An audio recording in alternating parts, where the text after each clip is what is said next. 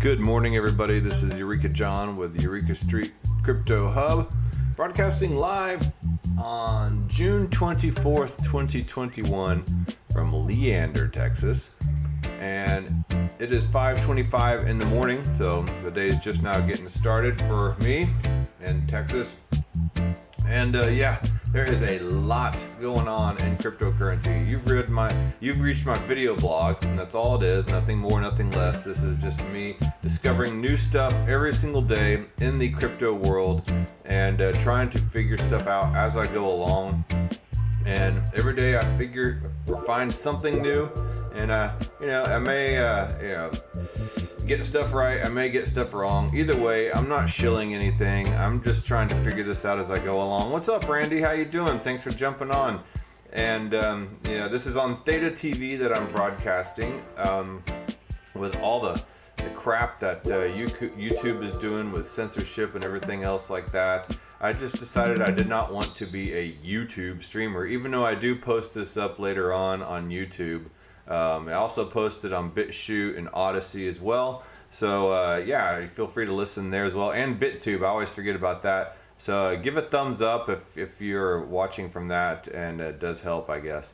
But it's not really what I'm here for anyway. I'm not trying to make a living off of doing this YouTube. I'm trying to eventually make a full-time job transition into the crypto world, but it takes time, and I'm just basically researching all things crypto on this video blog, and just gonna try to see where I end up just kind of fitting in. And a lot of people don't take time to do that, and I'm trying to figure out what things I like about it. So I approach everything from all different angles, from the intricacies and the levers and pulleys of DeFi and decoding to large things such as what's going on with Bitcoin mining and the political aspects of it, geopolitical issues surrounding cryptocurrency, some of the SEC laws, and then the people and the characters in the cryptocurrency world, who's doing what companies are doing what. So there's all types of things. There's sociology, psychology, economics, game theory, finance, mathematics, philosophy, even theology, all involved in this cryptocurrency world, and more. History. It's just and programming. There's just so many different things you can learn through studying cryptocurrency right now, and that's why I'm excited enough to get up every single morning and talk about it. Let's look down here at the CoinGecko. This is the pricing updates daily. So this CoinGecko, CoinMarketCap, CoinPaprika, CoinCodex, there's a bunch of them. So anyway, Bitcoin's at $33,414.10, and Ethereum is $1,950.64. They added a couple little buy buttons here. It takes you to the FTX exchange. I think the FTX exchange is now going to be sponsoring the Miami basketball place. I don't know for sure, but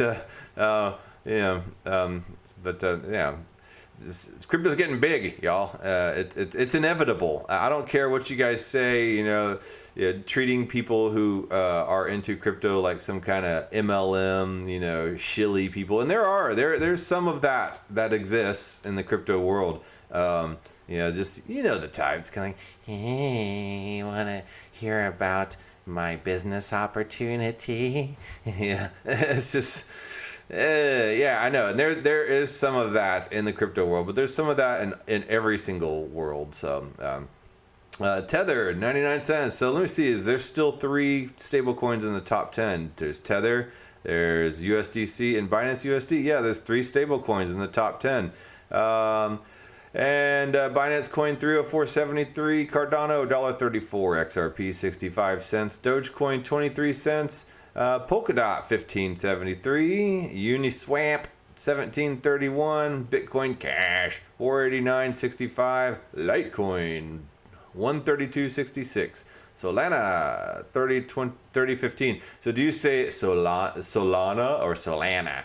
Do you say it like you're from California, Solana, Or do you say, like if in Jersey, Solana, hey, how you doing? You got any of that Solana coin? Yeah. Chainlink, 1859.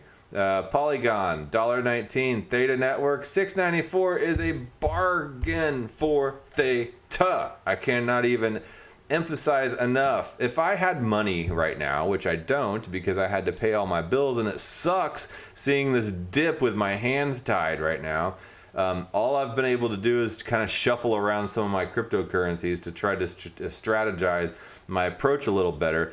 But I would be buying Theta. I'd be buying more Chainlink. I'd be buying more Matic. Gosh, man, more Ethereum right now. Obviously more Bitcoin. There's just so much opportunity right now with the prices is slow. It's insane, and I just can't really do anything. It sucks. Yeah, whatever, man. It is what it is. So anyway, let's look at where T-Fuel's at, 46 cents. Theta just had a new, I've been looking at John McAfee here, which I will, get into here in a second. I've had my mind completely blown. I mean, I've been following him for a while, and I kind of read his texts here and there, but my mind has been blown by everything that's been happening real lately. But real quick, I want to show you something here. Theta Network has just now dropped down its fourth patent. Fourth patent. Been awarded patent application approval for USPTO number 17,218,245 Theta 1-1003 decentralized DRMs via NFTs. What in the hell does that mean? Basically, this means that a lot of content streamers were worried about streaming their content because of digital rights management. They did not want a Napster to happen, in which peer-to-peer sharing can cause problems with digital rights and the ownership of said content, so they could not get paid for it. What this is doing is applying people to hold NFTs as basically a certificate of ownership, so the stream source will be able to stream directly to the edge nodes with the virtual NFT ticket, the NFT virtual ticket, and it'll bypass the edge nodes without the NFT virtual tickets. So yeah, as you can see here, here's the stream source, and it's going to all these nodes that have the NFT virtual ticket. So it creates an NFT that shows, I guess, some kind of authentication that it is licensed to be able to watch, said content. So it eliminates all the concerns that a lot of the major large streaming networks had about streaming some of their content that they did not necessarily want to just be passed around peer-to-peer. And so that opens the floodgates for a lot of new partners on top of all the major partners out there. So more importantly, one of the major friction point for content rights holders to use where decentralized video streaming is concerns over their content right being violated, as they require strong guarantees that a peer-to-peer network won't be used to infringe on their content rights or that of their artists. By using NFTs to implement decentralized DRM, digital rights management, Theta Network solves this issue for content rights holders in a way that does not require a centralized party to authenticate users each time data is streamed. This opens the door for global content brands to bring safely bring their videos, movies, and games to Theta's decentralized data and video delivery network. So if any global brands were thinking about going decentralized, right here, this is their ticket, this is their open door, this is their welcoming committee, this is fire. This is what is going to bring Theta to the mainstream, and a computer implemented method utilized by a source cacher node for implementing decentralized digital rights management within a decentralized network, comprising broadcasting to one or more viewer peer nodes in the decentralized network. A notification of the source is cacher node's intent to transmit a data stream wherein the decentralized network comprises plurality of peer nodes connected via peer-to-peer connections, wherein the data stream comprises data stream from the source cacher node to a viewer peer node via the peer-to-peer connections. Recording a smart contract on a blockchain associated with a decentralized network, the smart contract associated with a data stream, and the smart contract allowing the authentication of the viewer peer node through the smart contract by ownership of a non-fungible token NFT in order to receive a data key to decrypt the data stream. So, yes, it does not require a central party to authenticate the users each time a data is streamed. Takes that completely out of the equation. So, yes, it's go time, folks, for Theta, and the Theta 3.0 in 6 days is going to be rolling out. Now, I don't want to overhype it and create unrealistic expectations like Theta is going to suddenly shoot to the moon. Everything always takes time, and I'm in this for the long game, as you should be too. There's just something to be said for dollar cost averaging and the long game instead of trying to time the market. Unless you are just like trying to become a professional sports player or a professional musician and stuff like that. There are millions and millions and millions of people that aspire to do that. There's only a handful of people that actually get to do that. And just like those people that know how to time the market, yes, it is possible. Are you going to be one of those people? Probably not. So it's better to dollar cost average. Not meaning to crush your dreams or anything and destroy your dreams. Dream destroyer right here. But, take into consideration that, you're probably not going to be one of those rock star traders. And you'll probably, end up in a ditch somewhere if you try to time the market. So, hey, what's up, Bantanic? How you doing? Nice to see you on here as well. So yeah, we're getting some people jumping on. Randy, he comes on almost every single morning. Him and a couple other people, 29LH06 and VideoTuber, and yeah. So let's see here. So John McAfee. I have been following John McAfee, I guess about a year now. Everybody knows him through the McAfee antivirus. He's been trying to distance himself from that company for the longest time, and he's been involved in a lot of. He's a very controversial guy. So he was found dead, yesterday afternoon in the Spanish prison cell where he was, and. People either love him or hate him. He's real brash. He's real opinionated, and he's caused controversy. He was, supposedly involved in a bunch of pump and dumps in 2017. And then again, who wasn't involved in a bunch of pump and dumps in 2017? It seems. Luckily, that was before I got involved in crypto. Just before I got involved in crypto in 2018, and yeah, he had millions of dollars to be able to put into some projects that he thought had potential, and he would pump them up, and then, basically, I think I don't know the facts, so, don't think that I know the facts, but he pumped a bunch of coins. I think he earned a bunch of money from a lot of these ICOs, and then he backed out of the ICOs. Hey, what's up, Italo Raul? He's another regular here, so thanks for jumping on again as well. I know for a fact he was involved in Ghost Coin because I was checking out Poltergeist Exchange, and they have the Ghost token, and there's several other tokens, and he profited from basically being the face of these tokens and pumping them up and stuff like that. And the SEC did not like that.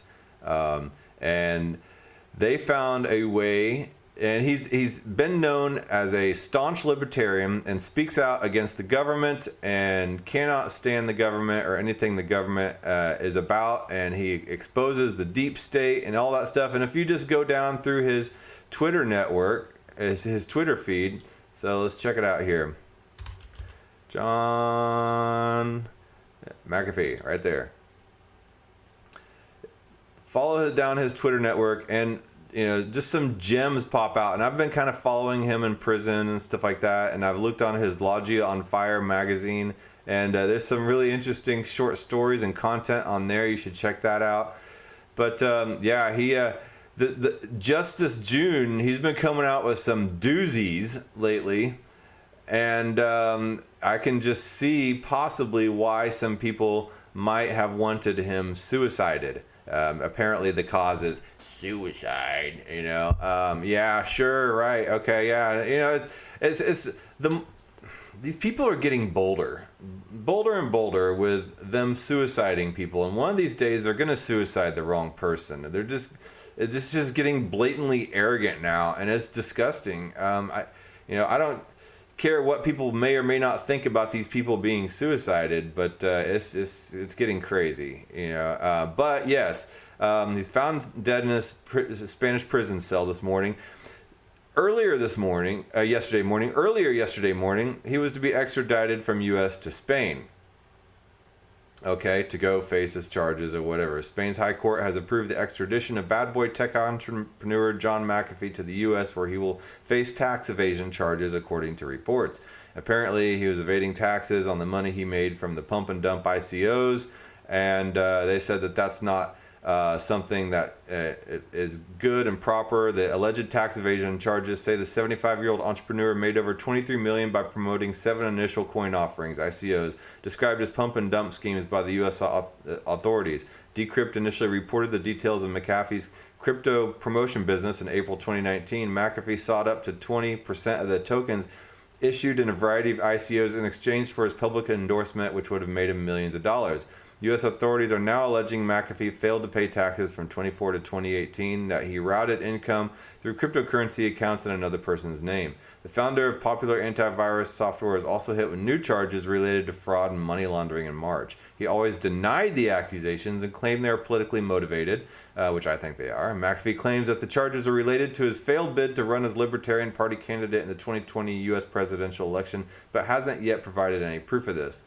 The prosecutor in the case, Carlos Bautista, slammed McAfee's claims of a political attack, said he was simply avoiding taxes, according to reports. And they said Willie Nelson was simply avoiding taxes too. McAfee has been a controversial figure in the tech world for some time and has openly criticized U.S. authorities' tax collecting methods. In 2018, he said he would rip the SEC a new asshole. So, yeah, you can obviously tell he's not friends with the government. And just last October in 2021, he tweeted a little bit of gallows humor, right? And John McAfee, man, millionaire, and former murder suspect, is tweeting his way through Spanish jail. He's had a colorful life as he awaits possible extradition on the U.S. charges of tax evasion. The father of eponymous antivirus software and the P.T. Barnum-like promoter of head-scratcher crypto tokens. That's absolutely true. If you've watched that movie Barnum lately, you should. It's a really good movie, actually. I was surprised. I didn't think I would like it. And he said, retweeted, know that if I hanged myself a la Epstein, it will be no fault of mine.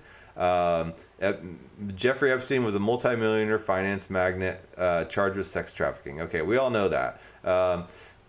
It's all McAfee's way of saying he's not planning on killing himself soon or something. I am content in here. I have friends. The food is good. All is well. Know that if I hang myself a la Epstein, it will be no fault of mine.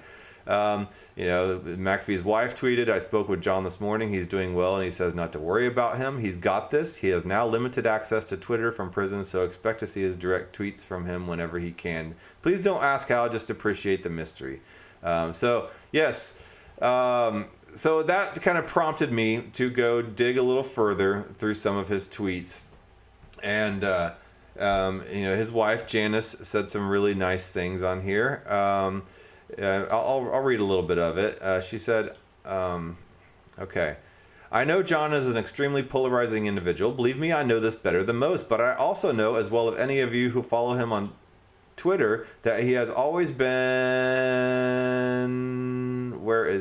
honest about who he is, always. Sometimes too honest, sometimes sharing more than any of us cared to know about him. And I read his blog that is linked to his Twitter account, and yeah, he does share a whole lot more than I kind of wanted to know. John's honesty has often gotten him in trouble with corrupt governments and corrupt government individuals because of his outspoken nature and his refusal to be extorted, intimidated, or silenced. Now the U.S. authorities have determined to have John die in prison to make an example of him for speaking out against the corruption of their government agencies. The media continues to vilify him per their narrative, and there is no hope of him ever having a fair trial trial in America because there is no longer any justice in America. You either play ball or get effed. Those are literally the only options now. Before you were innocent until proven guilty, but somehow that has changed to guilty until proven innocent. Now anyone can level the most heinous accusations against you without any proof, having no basis in reality. But in the court of public opinion, you are tried and convicted, found guilty, and your life irreparably destroyed, all before having your day in court. These 8 months John has spent in prison in Spain has been especially hard on his overall health, both mentally and physically, as well as financially, but he is undeterred from continuing to speak truth to power. Happy Father's Day, John David, father of many, loved by few. Okay. So let's go down to some of these tweets that I found that could possibly be reasons why he may have suicided himself. I dug into some of these tweets and I was just like, wow, man. Yeah, this is pretty insane stuff, dude. You're digging into some territory that's going to probably piss off, some very deep, dark, evil people. Okay, this tweet might interest some of my software engineer followers. In my years as a programmer, I observed numerous anomalies that have practical applications. Since I'm getting no younger, I thought I'd begin passing them on. The first, and this started in May 26th, involving an anomaly with Boolean algebra. Okay. Boolean algebra is one of the foundations of computer science. There's an unusual property of Boolean XOR operation that I doubt many or anyone at all has considered. If you take three sets of characters of any equal length, let's label them A, B, and C, and then XOR A to B, the XOR result of B to C, similarly XOR C to A, and then perform 4 iterations of the above, and finally XOR A to B, then B to C. Okay, all right. And he goes through this. Of interest here is that the 3 results of the third iteration, though deterministic as a whole, are entirely random within each of the 3 independent data segments. Thus, if any one of the 3 segments is missing or withheld, it is impossible from the remaining 2 to extract even the tiniest fragment of the 3 original contents. The simplicity of this process is astonishing. A person of average intelligence could decode a message using pencil and paper, providing they possessed all the 3 interim segments. I'm describing this tidbit in the hopes that my observations might be of some small use to those engaged in the research of cryptography. Okay, all right, so great. A little bit of technical jargon going on there. But let's go on up here to his tweet after that. Iran's centrifuge project was destroyed by hidden code in spite of thorough system auditing and security procedures. How is this possible? I'll explain using an example, and I'm challenging every covert agency to disprove the validity of this explanation. Now, given that example that I just read, using the random numbers and stuff like that, it's no secret that embedded foreign agents in the guise of talented programmers, or worse, managers in charge of hiring developers, have been placed in every major electronics manufacturer. There is an undisputed fact, and inserting them is trivial. Talented programmers, especially if capable of coding at the operating level, are in great demand. Their goals are varied, but among them are the creation of backdoors and hidden monitoring programs. Hey, what's up, JJ Chang? Okay, their goals are varied, but among them are the creation of backdoors and hidden monitoring programs that make the enemy the true masters of the product. Conventional wisdom says that such code will be caught by sophisticated auditing and security procedures. I say utter nonsense. I'm including an example of the simplest possible random data generator using a single machine instruction, that simple little algorithm that I just read a second ago. This program is provided 3 sets from any data sources and returns 3 random sets with a virtually equal number of zeros and ones in random order. Random data generators are common and used for everything from probability analysis to speed testing. Here's the problem. When executed with 3 iterations, it returns the random data sets. It may be argued that the sets may not be entirely random, or there exists some other fault, but no one can argue that the purpose of the routine is an attempt to generate random data. It is not. If iterated 4 times, it returns the original seed data. It is in fact an encryption-decryption engine. Here's my challenge. Show the program to your brightest and best, no prompting, explaining that the 3 iterations are required, and ask if there's any way that the program could be used in a malicious manner. I assure you that none will intuit the additional iteration, plus 2 new instructions will return the original data sets, which could have come from anywhere, employee data, financial data, etc. This is the simplest of programs, using only 1 machine instruction. It is a trivial yet eye-opening example. Imagine what a talented programmer could do using any combination of all the above machine instructions in order to disguise the true intent of his creation. I maintain that every product on the market, such as smartphones or secret projects, such as guidance systems for drones, has been compromised in some manner injurious to the future of whatever nation, religion, or ideology has been targeted. So he's saying this backdoor is in everything. And it does not surprise me. I mean, Joe Biden was trying to put the Clipper chip in all software publicly back in the 1990s, and that got shot down. Everybody thinks, old Joe, he's just an old man. He can't do anything. That man's been trying to get in big government and get China in the back door for the longest time. And it looks like he's finally got, is accomplishing his mission. Now, let's go up here to a later tweet. In my last tweet, I explained the virtual impossibility of identifying backdoors or other malicious code developed by a foreign agent in the guise of a software engineer. I will now explain the process of embedding these agents into targeted companies. Okay, let's take a look. Apple, Google, Microsoft, etc. employ thousands of software engineers at the operating system level. The brains of the system, an embedded agent at this level, has enormous power. Personal turnover opens hundreds of job opportunities each year. It is these openings that are most valuable to foreign agents. The process of embedding agents into electronic firms began in earnest in the mid-90s, mostly by China. And that's right about the time Joe Biden was trying to put the Clipper chip into all software too.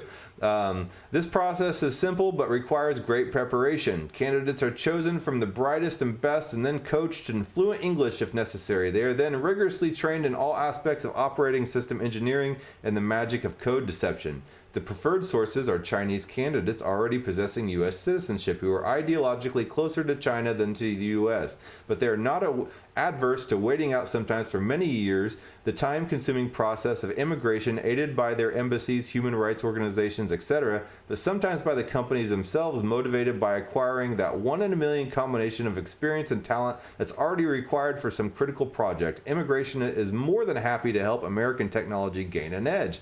Now, the actual insertion process. Hundreds of applicants per day for jobs at Apple, Google, Microsoft, etc. The random probability of hiring a disguised foreign agent given the number of applicants is low, but the Chinese don't believe in random chance. They create their own probabilities.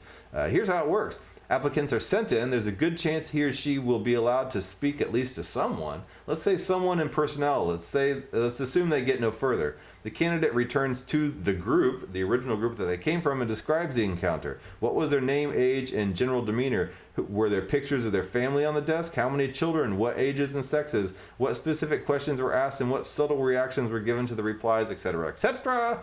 Let's assume, for example, the candidate was a woman and noticed that the interviewer spent more time looking at her breasts than would normally seem polite. The next candidate might be chosen with perfect breasts wearing a low-cut blouse. Or assume that the candidate noticed a preteen boy in a desk photo in the golf club leaning in the corner of the office. The second candidate might mention he has a 12-year-old son who's teaching to play golf. Basic salesman tactics right here.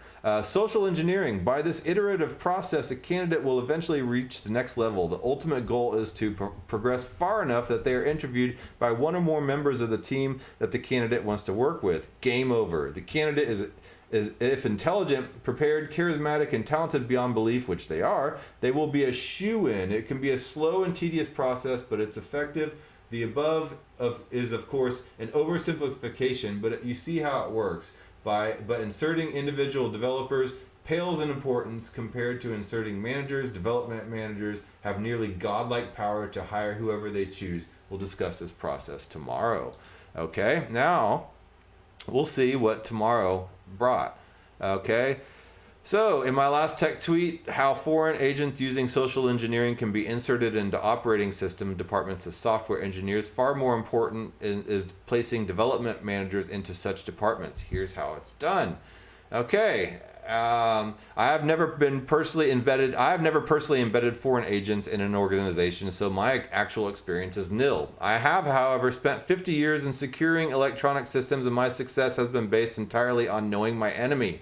I know how they work. First-line managers have enormous power to insert ghost code which is in some form backdoor spy function or other malware disguised as a benign function, within operating systems or firmware embedded in the product. They have greater access to information than the worker bee agent. They have greater influence in architecting their portion of the product, but most important, they have nearly complete power to hire additional embedded agents from their cadre of trained engineers.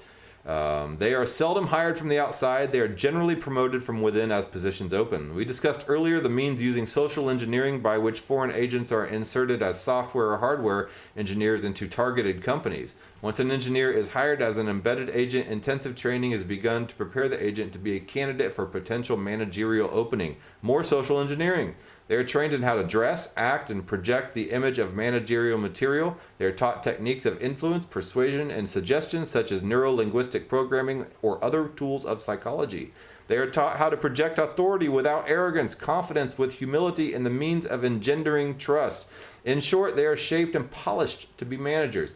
Barring nepotism or favoritism, they are like cats among gerbils vying for a position as a mouse catcher. If more than one foreign agent has already been inserted, they of course assist each other in this process. When a single manager has been inserted, the fun really begins. Next time we'll discuss how ghost code is disguised and how system architecture can be manipulated by such code. Next time we'll talk about ghost code. Well, next time never happened. So he died. And interesting. So let's take a quick look at something that he retweeted. Corrupt. Okay. Let's take corrupt. Well, let's take a look at the human species. Humans are compassionate and loving, gracious, kind, generous people. We are simultaneously greedy, jealous, envious, angry. We're a mixed bag. And if you give one of the human species power, which part of ourselves uses it? Love? Love does not need power, people. It flowers from the heart. Grace? Grace certainly needs no power. Compassion, generosity, no, these are simply things that flow from our good nature. What uses power? Well, greed certainly needs power, doesn't it? If you have enough power, you can take any fucking thing you want. Anger definitely would love some power, but would it not? Envy? Well, with power, whatever you're envious of, you can duplicate on your own. No, it is that negative, unsocial, not life-supporting part of the human animal that needs power. Nothing else needs power. And so we give people power over others through government, through military, and we expect them not to be corrupt. Wake up, people. Be very cautious who you give power to. Thank you. So, yes. Shortly after he was just about to go on to all that ghost coding, he commits suicide. His last tweet, let's see here. Yes, in a democracy, where was it? Okay. The pinned tweet, June 16th. So his last tweet was June 18th. In a democracy, power is taken, not given, but it is still power. Love, compassion, caring, have no use for it, but it is fuel for greed, hostility, jealousy. All power corrupts. Take care which powers you allow a democracy to wield. And his pinned tweet on June 16th. The U.S. believes I have hidden crypto. I wish, but it has dissolved through the hands of Through the many hands of Team McAfee, your belief is not required, and my remaining assets are all seized. My friends are evaporated through fear of association. I have nothing, yet I regret nothing. So, yeah, I don't know. Maybe he knew. Maybe, say he did, but I doubt it. I just, I don't know. Anyway, so yeah, that being said, I will leave it on today and go to work and ponder a lot of this stuff. And I will go down here and I will leave you with, he has some interesting poetry down here. There is one last thing I want to leave this on. And I'll just leave you with some of the music that he was playing. You guys have a good day today. Make the best of every day of your life. So you may not see another day. Tell those that you love that you actually love them. Okay. Bye.